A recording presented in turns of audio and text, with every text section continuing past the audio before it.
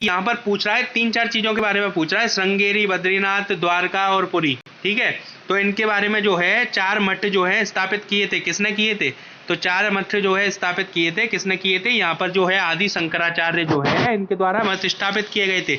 अब इनके बारे में बता दूं, देखो ये क्या है कि पूरब में तो पुरी था, पश्चिम में क्या था? द्वारका था, उत्तर में केदारनाथ था और दक्षिण में जो है श्रृंगेरी था। ठीक है, तो उस हिसाब से याद रखिएगा। और देखो जो था ना अद्वैर का, ए फॉर अद्वैतवाद, अद्वैतवाद भी कहा जाता है ना इनके जो मत है उनको। और यह उपनिषद बहुत ज्यादा निकट है, तो इसलिए उपनिषद का मतलब क्या है? यहाँ पर एक क्वेश्चन ये भी बन सकता है, उपनिषद शब्द का मतलब है निकट बैठना, यानी कि पास बैठना। यहाँ पर अगले क्वेश्चन की ओर बात कर लेने वाले हैं। अगला क्वेश्चन क्या कहता है मेरे दोस्तों?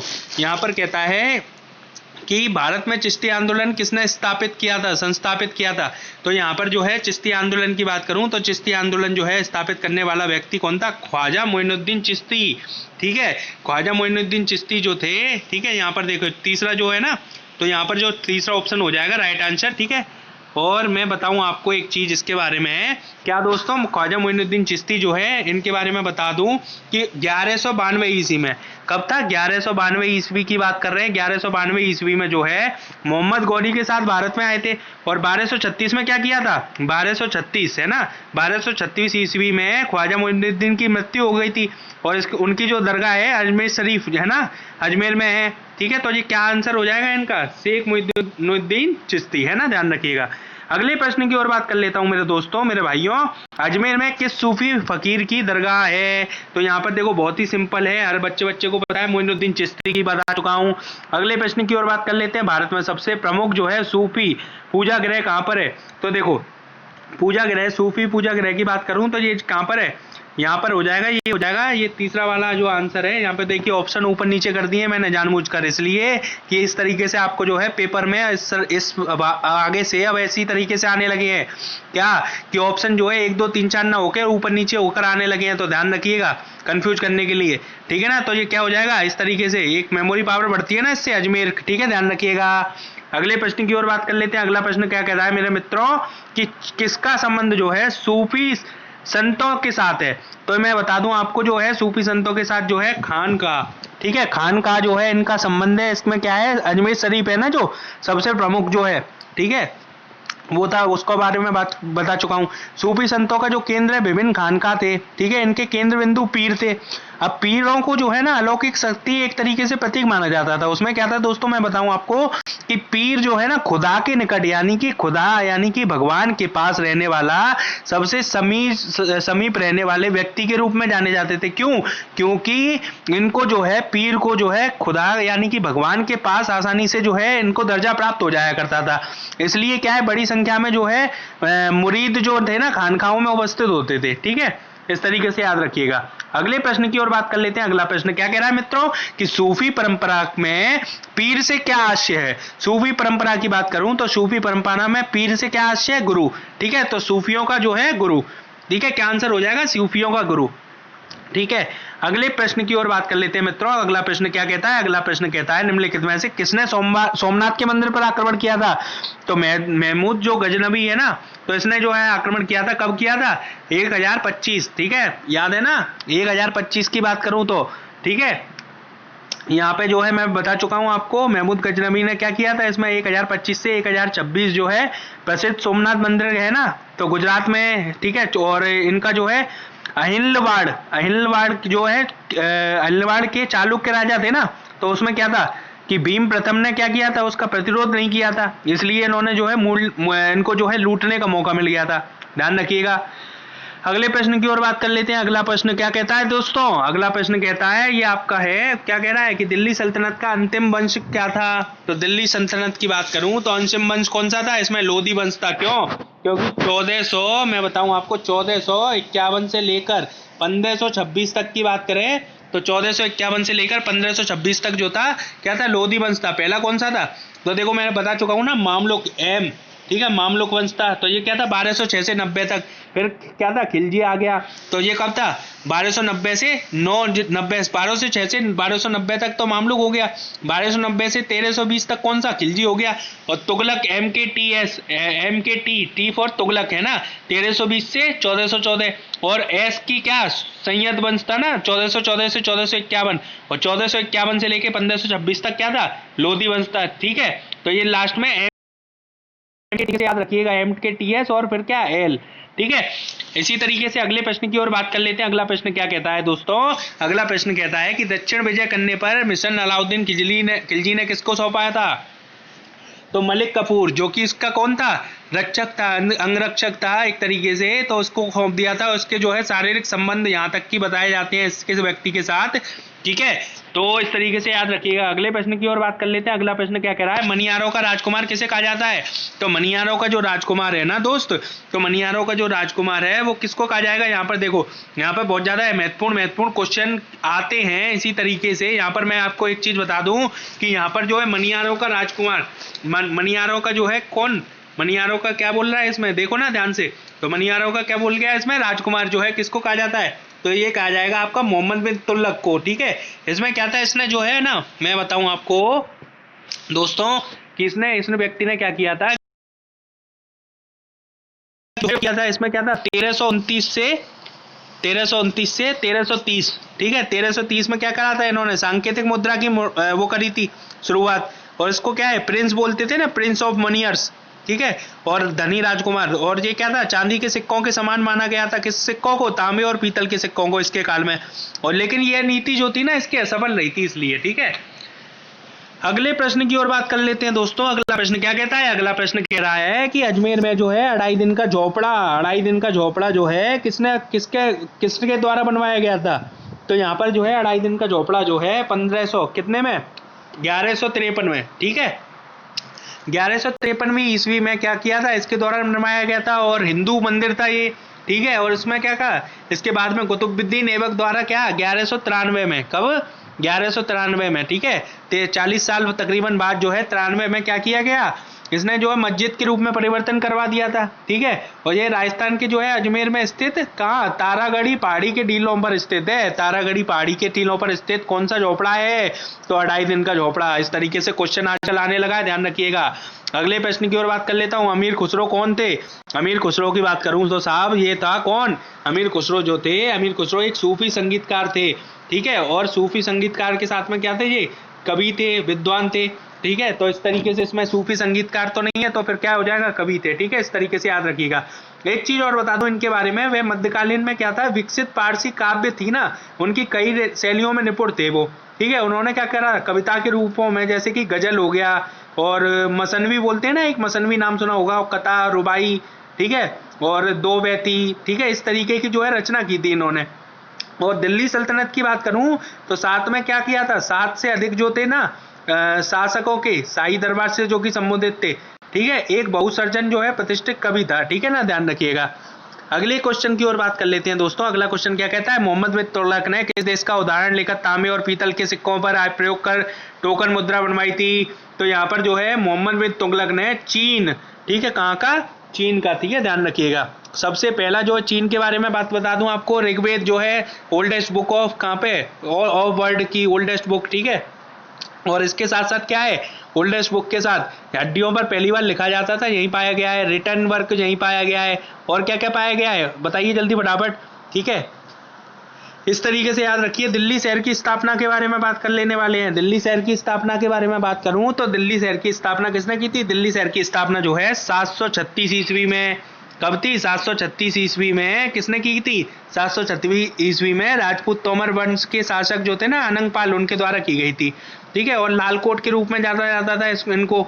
और चंदर बसाई बोलते थे ना,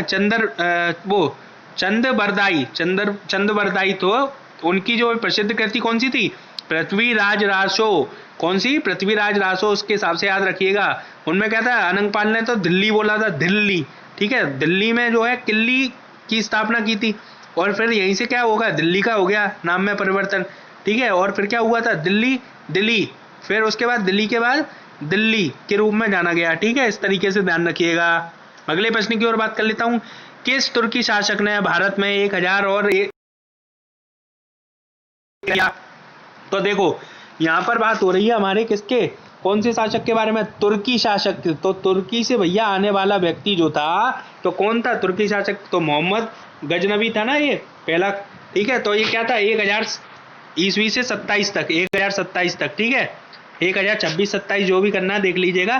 ठीक है, किसी किसी जगह जो है रिलेवेंट जो बुक है अपने पास वो है 1026 से लेकर 27 तक। ठीक है, लेकिन एसएससी जो है 1026 से 27 तक मानता है, 26 मानता है, 27 मानता है, इस तरीके से याद रखिएगा। उनने क्या किया था कि सहस्त्रबार जो है आक्रमण किए थे भारत पर। ठीक है, 17 बार समथिंग आक्रमण किया था और उसमें लूटपाट की थी। उसमें क्या किया था 1027 में जो है गुजरात के प्रसिद्ध मंदिर कौन सा, मैंने बता दिया ना, गुजरात का प्रसिद्ध मंदिर कौन सा है, सोमनाथ मंदिर, उस पर बार बार आक्रमण किए थे। ठीक है, और इनके बार बार जो है आक्रमण किए जाने पीछे उद्देश्य क्या था, एकमात्र उद्देश्य था धन लोलुपता, है ना, ध्यान रखिएगा। अगले प्रश्न की ओर बात कर लेने वाले हैं। कौन सी युद्ध से विजयनगर साम्राज्य का पतन हो गया साहब, तो युद्ध की बात करूं तो ये कौन सा था, तो यहाँ पर जो है कौन सा विजयनगर साम्राज्य का पतन हो गया था, ये कौन सा, तालीकोटा का युद्ध। तो कब हुआ था तालीकोटा का प्रसिद्ध युद्ध, हुआ था 26 जनवरी और कब ये हुआ था आपका 1565 में। कब हुआ था 1565 में। ठीक है, ध्यान रखिएगा। 1565 की बात करूं तो इसमें क्या था, एक महत्वपूर्ण जो है परिवर्तनकारी युद्ध था ना ये, और इस युद्ध में क्या हुआ था, विजयनगर साम्राज्य की हार हुई थी और परिणाम स्वरूप क्या हुआ, इसमें विजयनगर जो साम्राज्य था वो कमजोर पड़ गया था। ठीक है, अगले प्रश्न की ओर बात कर लेते हैं दोस्त। अगला प्रश्न क्या कहता है दोस्त, अगला प्रश्न कह रहा है यहाँ पर कि दिल्ली सल्तनत का जो है उद्धारक कौन था। दिल्ली सल्तनत के उद्धारक की बात करूं तो ये देखो इसमें क्या था, दिल्ली सल्तनत का जो उद्धारक था तो वो क्या हो गया इसमें, तो देखो इसमें क्या था दोस्त, ये 18वां क्वेश्चन जो है इसमें क्या आ जाएगा आंसर, पहले बताओ आप जल्दी फटाफट इसमें से। ठीक है, तो दिल्ली सल्तनत का जो उद्धारक था तो वो कौन सा था, ये था गयाउद्दीन बलबन। ठीक है, इसने क्या किया था कि इसने षड्यंत्र आरंभ कर दिए थे। किसके पश्चात हो गए थे षड्यंत्र आरंभ, जो थे सुल्तान इल्तुतमिश के पश्चात। ठीक है, तो ऐसे समय में क्या है, बलबन ने क्या किया था, दिल्ली की राजगद्दी संभाली थी। उस समय पर क्या है, देश में जो है विदेशी आक्रमण तेज हो गए थे, तो बलबन ने क्या किया, सेना को संगठित किया और कई प्रशासनिक साध एडमिनिस्ट्रेशन किए थे ना, एडमिनिस्ट्रेटिव जो कार्य थे इसने ही तो किए थे, और इसके जो है आदेश अनुसार क्या उत्तर और पश्चिमी सीमा थी ना, उस पर नए मजबूत किलों का निर्माण किया गया। तो इस तरीके से याद रखिएगा। अगले प्रश्न की ओर बात कर लेता हूँ। अगला प्रश्न कह रहा है ब्राह्मणों पर जजिया कर लगाने वाला दिल्ली का सुल्तान कौन था। तो भाई साहब एक चीज बता दूं आपको, ब्राह्मणों पर जो है जजिया कर लगाने वाला दिल्ली का जो सुल्तान था वो कौन था, वो मैंने बता ही चुका हूं आपको पहले ही, फिरोज शाह तुगलक। ठीक है, कौन था, फिरोज शाह तुगलक। इसमें क्या था 1351 से लेकर 1388। ठीक है, उतने में जो क्या किया था, दिल्ली के सुल्तानों के मुस्लिम वर्ग के लिए, ठीक है, दिल्ली और जो शासक थे ना उसमें मुस्लिम वर्ग के लिए क्या था, सबसे दयालु सुल्तान माना जाता है। ठीक है, इसको फिरोज शाह तुगलक को। ठीक है, इसमें क्या था फिर कि मैं बात बताऊं आपको, इसमें इसको मान लिया गया, क्या मान लिया गया है इसको। ठीक है, इसको दयालु शासक, और ये कट्टरवादी जो है मुस्लिम था। ठीक है, और हिंदू ब्राह्मणों पर जजिया कर लगाने वाला था।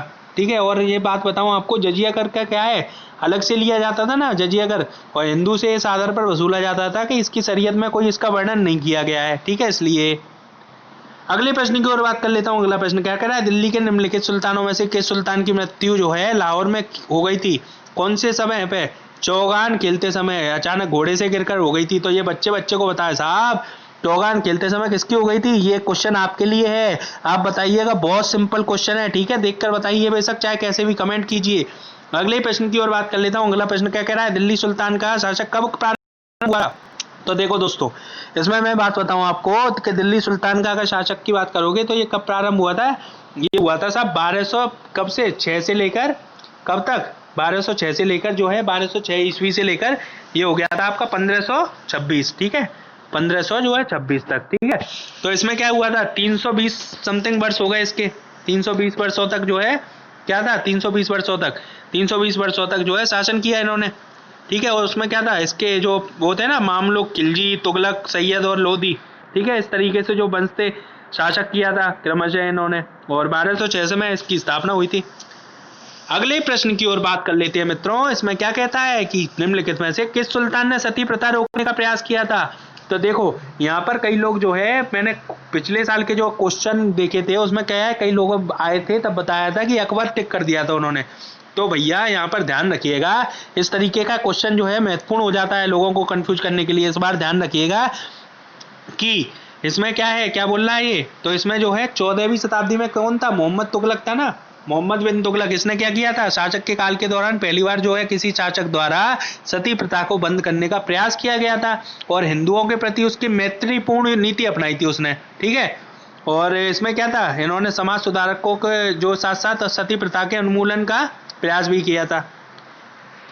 अगले प्रश्न की ओर बात कर लेते हैं, लोधी वंश का संस्थापक कौन था भैया। तो लोधी वंश के संस्थापक की बात करें तो कौन सा हो जाएगा इसमें, लोधी वंश का संस्थापक बेलोल लोधी, ठीक है।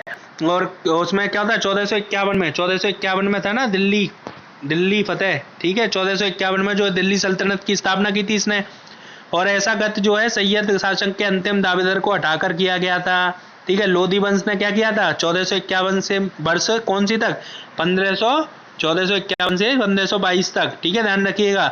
इस तक क्या था, कुल 75 वर्षों तक शासन किया था, ठीक है। और पानीपत की पहली लड़ाई बाबर द्वारा पराजित हुआ था और मारा गया, किसमें, कौन था अंतिम शासक, इब्राहिम लोधी था ना 1526 में, ठीक है। इस तरीके प्रश्न जो है क्या कह रहा है दोस्तों, कठोर नीति किस शासक के द्वारा अपनाई गई, बलवन, ठीक है ना। तो ध्यान रखिएगा इसमें तो जो है बलवन हो जाएगा, बिना कठोर नीति अपनाई थी ना इसने, यमुना, ठीक है, यमुना और गंगा दोआब, ठीक है, दिल्ली के आसपास के क्षेत्रों में। और की ओर बात कर लेते हैं अगला, चहलगामी फोर्टी के रूप में विख्यात तुर्की सामंतों की शक्ति को भंग करने वाला प्रथम कौन है, दिल्ली सुल्तान कौन था। तो फिल्म दिल्ली सुल्तान की बात करें दोस्तों तो ये कौन था, ये मैं बता चुका हूँ, बलवन था। इसके बारे में बता दूं आपको, बलवन क्या था, 1266 था ना। 1266 में क्या हुआ था, 1266 में दोस्त मेरे इसमें जो है इसने क्या किया था, 1266 में शासक बना था, ठीक है। और दरबार में जितने विद्वान थे ना, सबसे महत्वपूर्ण 40 कुलीन के समूह कौन था, चहलगानी, 40 कुलीन के समूह बोलते हैं ना, चहलगानी बोलते हैं किसको, इसी को तो बोलते हैं। और इसमें जो है इसको क्या है, तोड़ दिया था, ताज और सिंहासन की प्रतिष्ठा पुनः स्थापित की थी, ठीक है। और क्या किया था, सल्तनत की स्थिरता में उसकी सबसे बड़ा जो है महत्वपूर्ण योगदान था दोस्त, ठीक है। इस तरीके से याद रखिए। तो आज के लिए बस इतना ही, मिलते हैं अगले